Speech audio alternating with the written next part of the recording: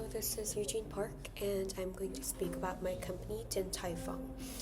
So one thing I find interesting about Din Tai Fung is what they call the Din Tai Fung Way, which is how their philosophy emphasizes the importance of people.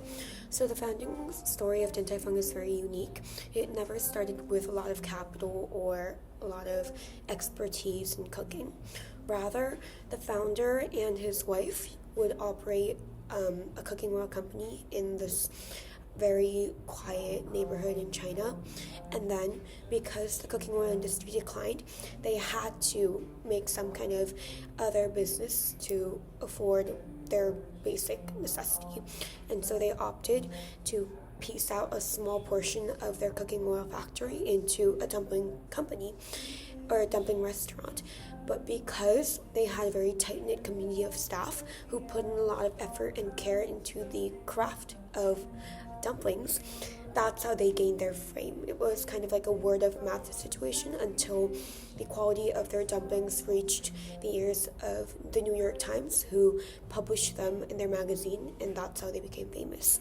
And because of this very humble starting philosophy and founding story, Din Tai Fung emphasizes the importance of people to this day.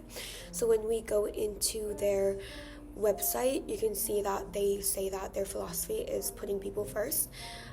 They offer industry-leading pay, they offer work-life balance, and they offer the opportunity to grow in terms of skill and communication assets in terms of like what they opportunities given to their employees. And I think this is very interesting because restaurants don't tend to not have this transformational leadership type.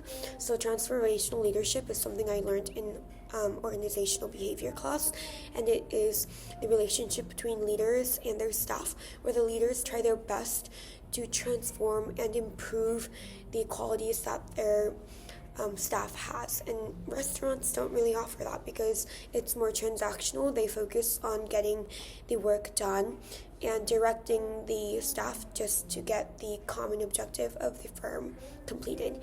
But Din Tai Fung, as I stated, has a people-first philosophy where they try to develop the skill sets of their employees.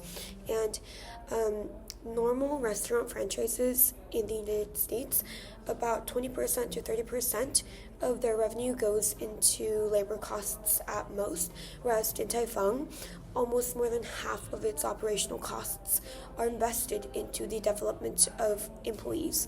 And I think that's really interesting because although this can be viewed as a cost inefficiency in the eyes of external profit maximizing financial entities, this actually is arguably what creates or what has helped Din Tai Fung reach its current fame.